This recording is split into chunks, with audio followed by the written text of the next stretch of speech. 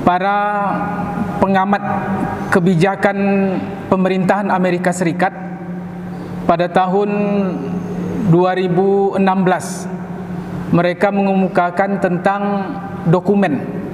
sebuah dokumen yang dikeluarkan pada bulan Desember tahun 2004. Jadi pada bulan Desember 2004 itu pemerintah Amerika Serikat mengeluarkan sebuah dokumen. Dokumennya berjudul Mapping the Global Future, pemetaan terhadap masa depan dunia.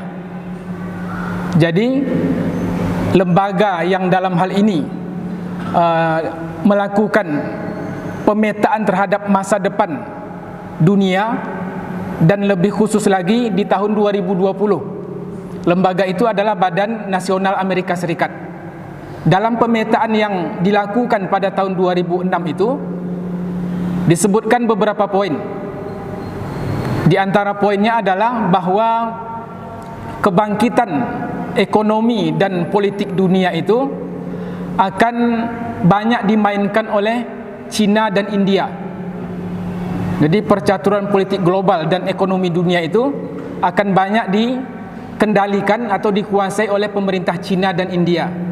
Hari ini kita melihat bagaimana cengkraman kekuatan ekonomi global China yang hampir ada di seluruh negara di dunia.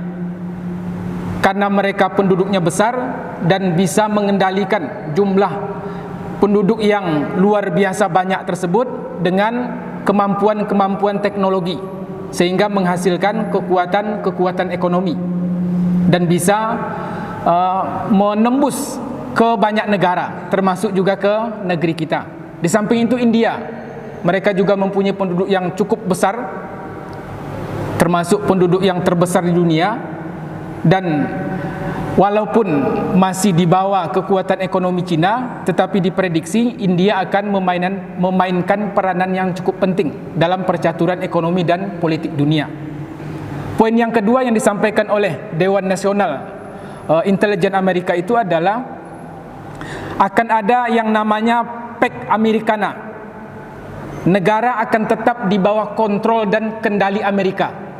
Jadi mereka memprediksi akan tetap di masa yang akan datang atau di tahun 2020-an ini, mereka akan tetap menjadi penguasa dunia, akan tetap menjadi polisi dunia, akan tetap ikut campur di banyak negara yang ketika itu adalah mereka mempunyai kepentingan politik, baik di Timur Tengah atau di negara-negara yang mayoritas di sana ada umat Islam. Mereka akan tetap memainkan peranan, akan tetap melakukan kontrol, sehingga akhirnya kemudian akan terjadi persaingan antara kekuatan Amerika dengan kekuatan China. Hari ini demikian, sangat tampak nyata kekuatan Amerika dan kekuatan China. Dahulu ketika Presiden pertama Indonesia itu kecenderungan politiknya lebih banyak ke Peking, China. Kemudian datang Presiden yang kedua, Bapak Soeharto, kecenderungan politiknya lebih berat ke Barat, Amerika. Jadi setiap presiden yang melakukan tugas-tugas jabatan mereka di masa kepemimpinannya itu akan terjadi tarik-menarik dua kekuatan besar. Ketika itu di zaman Orde Lama itu ada blok komunis dan blok kapitalis. Uni Soviet hancur, maka sekarang kekuatan komunis walaupun tidak sepenuhnya komunis itu dikendalikan oleh pemerintah Cina. Jadi ada tarik-menarik sampai pada hari ini pun kepemimpinan di negeri ini itu akan tampak lebih menomorsatukan kepentingan Cina atau Amerika. Kita bisa melihat secara telanjang terhadap kebijakan yang ada. Selanjutnya adalah yang ketiga, mereka memprediksi akan kebangkitan Islam. Ini yang menjadi bahagian dari cita-cita seluruh umat Islam juga sebenarnya. Sebab sejak tahun 1400 yang lalu, 1400-an maksud kami, sekarang 1442. 42 tahun yang lalu itu pemimpin-pemimpin negeri Islam itu sudah mencanangkan abad ini adalah abad kebangkitan Islam. Sejak tahun 42 tahun yang lalu itu sudah dicanangkan abad kebangkitan Islam. Dan mereka, orang-orang pemerintahan Amerika juga memprediksi akan muncul kebangkitan Islam. Dan ini akan menjadi saingan bagi mereka. Ada blok Amerika, ada blok Cina. Di tengah-tengahnya itu ada umat Islam yang sedang tertidur. Dan mereka mulai menggeliat. Menggeliatnya itu bisa dilihat di Indonesia. Semangat keberislaman semakin tinggi. Pengajian, kemudian jilbab, budaya, serta munculnya keinginan untuk menjadikan syariat Islam sebagai solusi dalam bernegara, berpolitik dan kehidupan sehari-hari mengemuka itu dari waktu ke waktu. Dan mereka sudah membaca ini. Bapak Ibu ma'asyiral muslimin, dan yang keempat adalah munculnya ketakutan. Cycle of fear. Jadi munculnya lingkaran ketakutan. Kenapa muncul lingkaran ketakutan? Amerika ingin tetap menguasai dunia, sementara Cina dan India itu akan berusaha menyalip Amerika. Saling salib di antara kekuatan negara-negara besar itu, maka umat Islam yang menjadi korban dari kebijakan dua negara besar itu, ada yang melakukan perlawanan. Umat Islam sampai pada batasan-batasan tertentu itu sudah merasa muak dengan kebijakan pemerintahan di mana mereka berada yang berpihak kepada Amerika atau yang berpihak kepada kepentingan Cina. Umat Islam menyadari mereka menjadi korban dari kebijakan pemerintah yang berpihak kepada dua blok kekuatan itu. Maka muncul perlawanan. Muncul perlawanan dalam bahasa mereka itu, kalau dalam bahasa kita namanya kebangkitan. Umat bangkit untuk mengembalikan jati diri mereka sebagai umat yang berdaulat, Islam yang utuh, Islam yang kafah yang disebutkan dalam surah Al-Baqarah, udkhulu fis-silmi kafah. Maka ketika muncul keinginan untuk kembali ke dalam Islam ini, mereka sebut ini adalah lingkaran ketakutan, lingkaran Islamofobia, takut kepada ajaran Islam. Dan pada akhirnya bertemulah dengan apa yang disebutkan pada tahun 90-an oleh salah seorang peneliti atau orang yang memprediksi masa depan juga, namanya Samuel Huntington. Dalam sebuah buku yang berjudul Clash of Civilization, benturan peradaban, akan terjadi di masa depan itu benturan peradaban antara peradaban barat, orang-orang yang non-muslim, dengan benturan peradaban Islam. Akan terjadi clash, benturan peradaban. Maka dalam hal ini kita tentunya ingin tetap berada dalam keislaman kita. Tetapi walaupun tetap kita ingin berada dalam keislaman kita, pada tahun 2003, jadi 1 tahun sebelumnya, keluar mapping of global future ini, sebelum munculnya prediksi masa depan dunia sekitar tahun 20-an, yang muncul pada tahun 2004 itu. Tahun 2003 RAND Corporation, ini sebuah lembaga think tank, lembaga pemikir, lembaga yang mengkaji berbagai macam gejolak yang terjadi di dunia. Khususnya dalam hal ini tahun 2003 itu mereka meneliti tentang umat Islam sendiri. Mereka membagi umat Islam itu kepada 4 kelompok. Yang pertama adalah fundamentalis. Mereka istilahkan demikian. Fundamentalis adalah orang yang tidak menerima budaya dan nilai-nilai barat.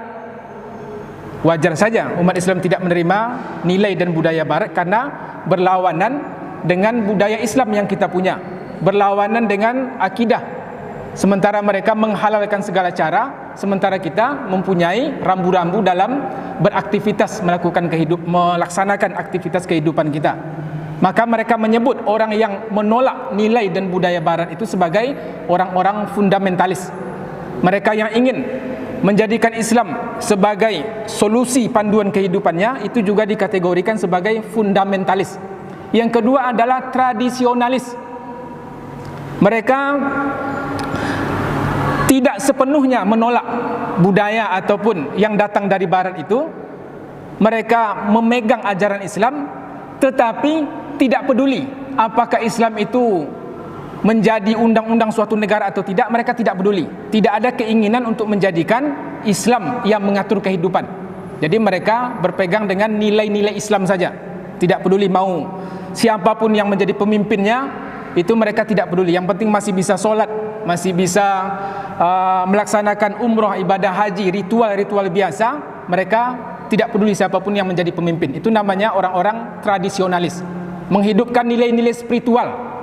Itu ciri dari yang mereka sebut sebagai Muslim tradisionalis. Yang ketiga adalah Muslim sekularis, orang-orang sekuler. Kelompok Muslim, kelompok umat Islam, kalangan dari cendekiawan Muslim yang ingin memisahkan Islam dengan urusan kepemimpinan atau urusan ketatanegaraan. Jadi Islam cukup adalah sebagai urusan privat, urusan pribadi masing-masing. Jangan dibawa ke dalam politik Islam itu. Jangan diikut campurkan ketika ada pertandingan kontestasi politik, maka jangan bawa-bawa agama. Mereka sekuat tenaga ingin memisahkan agama dari negara. Namanya sekuler, pahamnya sekularisme. Orangnya adalah orang-orang sekularis. Dan yang keempat adalah orang-orang modernis. Modernis ini disebut sebagai pembaharu, sebagai orang-orang yang menerima bulat-bulat apa yang datang dari barat, baik atau buruk. Jadi yang keempat ini semuanya Muslim, dikategorikan oleh peneliti dari kelompok lembaga Amerika Serikat itu semuanya Muslim, tapi mereka kategorikan ke dalam 4 kelompok. Modernis itu adalah menerima sepenuhnya apa yang datang dari barat. Kemudian mereka ingin juga tidak peduli ketika ajaran Islam itu tidak diterapkan dalam keseharian. Jadi mereka mengaku tetap sebagai Muslim, tetapi sudah bercara pandang, berperilaku sesuai dengan apa yang mereka dapatkan dari orang-orang barat. Dalam hal ini, solusi apa yang mereka berikan? Mereka juga punya solusi. Jangan berikan kesempatan kepada orang-orang fundamentalis itu untuk tampil ke masyarakat. Rusak nama baiknya, jatuhkan harga dirinya. Jadi orang-orang yang menginginkan Islam secara utuh sebagai pandangan hidup kita, atau yang ingin tetap komitmen dengan ajaran Islam, mereka akan rusak nama baiknya. Itu kalau dia menjadi seorang tokoh, akan mereka lakukan penyesatan opini, atau dalam bahasa lain namanya demonologi Islam. Apa itu? Mirip dengan kategori keempat yang dikeluarkan oleh intelijen Amerika tadi, melakukan sebuah tindakan rekayasa untuk menjadikan Islam itu sebagai setan. Demonologi itu penyetanan ajaran Islam. Jadi ajaran Islam itu dianggap sebagai sesuatu yang membahayakan, menakutkan dan merusak kalau dia diterapkan dalam kehidupan. Demonologi Islam, dilakukan penyetanan Islam. Jadi Islam dianggap sebagai sesuatu yang akan membahayakan kalau dia diterapkan dalam kehidupan. Padahal Islam itu adalah keselamatan. Padahal Islam itu adalah solusi. Padahal Islam itu adalah jalan yang akan mensejahterakan kehidupan duniawi seseorang dan juga akan menyelamatkan ketika di akhirat kelak. Terhadap orang-orang tradisionalis, biarkan mereka dengan kesibukannya itu, biarkan mereka dengan rutinitasnya, tapi ada syarat. Jangan biarkan mereka bekerja sama dengan orang-orang fundamentalis. Ini berbahaya. Ini solusi atau cara orang-orang Barat, terkhusus dari Amerika ini dengan kaki tangannya itu, jangan biarkan orang-orang fundamentalis bekerja sama dengan orang-orang tradisionalis. Ini akan membahayakan mereka ketika mereka bersatu. Yang ketiga tadi, terhadap orang-orang sekuler, maka berikan mereka kesempatan untuk mempromosikan paham tidak ada hubungan agama dengan politik, tidak ada hubungan agama dengan kepemimpinan. Siapapun yang memimpin silahkan, mau orang Kristen, mau orang non-Muslim, mau Yahudi, segala macam, asalkan umat Islam diberikan kebebasan beragama, lanjut, teruskan. Dibiarkan orang-orang sekuler itu untuk mempromosikan ajaran-ajaran pemisahan agama dari negara. Dan orang-orang modernis bagaimana? Beri juga mereka kesempatan, tapi jangan biarkan mereka bekerja sama dengan kelompok anti-Amerika, dengan kelompok kiri. Karena ini juga akan membahayakan ketika kelompok kiri dan kelompok anti-Amerika dari kalangan orang-orang Muslim yang dikategorikan modernis ini bekerja sama dengan kelompok tersebut, maka akan membahayakan kepentingan Amerika sendiri. Maka Bapak Ibu sekalian, munculnya istilah-istilah yang memojokkan ajaran agama kita itu tidak lebih dari kepanjangan tangan dari apa yang sudah dirancang oleh musuh-musuh Islam. Nah, ini yang perlu juga kita jadikan garis bawah terhadap kesimpulan dari strategi mereka mengkategorikan kelompok-kelompok umat Islam, kemudian strategi mereka dalam melihat masa depan dunia di tahun 2020 ke atas ini. Jangan sampai kita menjadi bahagian orang yang dikendalikan oleh pemikir-pemikir yang datang dari Amerika tadi. Kita adalah umat yang satu, ummatan wahidah, umat yang satu utuh. Tidak boleh dikotak-kotakan oleh istilah yang mereka munculkan tadi. Ketika pun itu muncul, ketika pun itu adalah menjadi kenyataan dalam realitas keseharian kita, maka kita tetap menjadikan Islam sebagai bahagian dari kehidupan kita, sehingga akan nampak nanti di mana itu orang-orang munafik, di mana itu orang-orang kafir, di mana orang yang mereka sudah murtad, dan siapa orang-orang yang menjadi kaki tangan. Dahulu itu istilahnya kaki tangan penjajah. Maka pada hari ini akan ketahuan siapa yang menjadi kaki tangan Amerika, siapa yang menjadi kaki tangan kepentingan Cina di negeri Islam. Ini yang perlu kita juga mengetahui tentang percaturan yang kemudian akan menghiasi banyak pemberitaan informasi di media massa atau di media-media sosial. Itu tidak akan luput dari hal yang demikian, karena memang sudah dirancang strategi mereka untuk menguasai dunia, tidak membiarkan umat Islam ini bangkit. Kalau mereka nampak mulai bangkit dari kalangan kelompok yang disebut sebagai fundamentalis tadi, maka benturkan dia dengan orang-orang tradisionalis. Adu domba antara kelompok orang-orang yang soleh itu dengan kelompok orang-orang tradisional. Kemudian kasih peluang orang-orang sekuler dan orang-orang modernis untuk menjadi narasumber di berbagai kesempatan, di berbagai seminar, di berbagai pertemuan, sehingga opini, pemikiran yang mereka keluarkan itu adalah pemikiran yang sejalan dengan apa yang diagendakan oleh orang-orang barat. Jadi kita tetap tidak kelihatan aspirasi umat Islam itu. Kenapa? Karena yang muncul di media-media, di televisi itu adalah orang-orang yang berlawanan pemikiran mereka dengan mayoritas umat Islam dunia, mayoritas umat Islam Indonesia. Akan muncul ungkapan-ungkapan Islam akan mengancam persatuan dan kesatuan ketika orang yang menjadi pemimpin itu adalah pemimpin yang pro dengan umat Islam. Akan meresahkan keamanan apabila hukum Islam ditegakkan, akan memunculkan kekacauan apabila umat Islam diberikan kesempatan dalam mengatur urusan politik kenegaraan. Ini yang mereka munculkan sehingga seakan-akan itu menjadi momok yang membahayakan, menjadi sesuatu yang menakutkan. Ini yang tadi disebut dengan demonologi Islam, melakukan penyesatan opini, menganggap ajaran-ajaran Islam itulah sesuatu yang menakutkan. Jadi melakukan perubahan pemikiran, pencucian otak. Islam itu adalah sesuatu yang menyetankan, penyetanan ajaran Islam.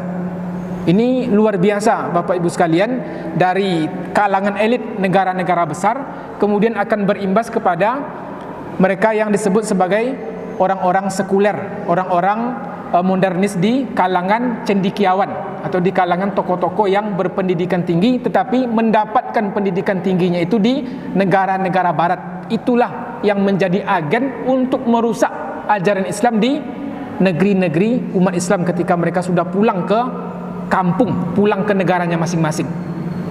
Ini yang kemudian merunyamkan setiap masalah yang berkaitan dengan umat Islam itu akan menjadi runyam. Kenapa? Pendapat-pendapat yang keluar itu adalah pendapat yang sejalan, seirama dengan apa yang dicanangkan oleh orang-orang barat, tidak menyerap aspirasi umat Islam.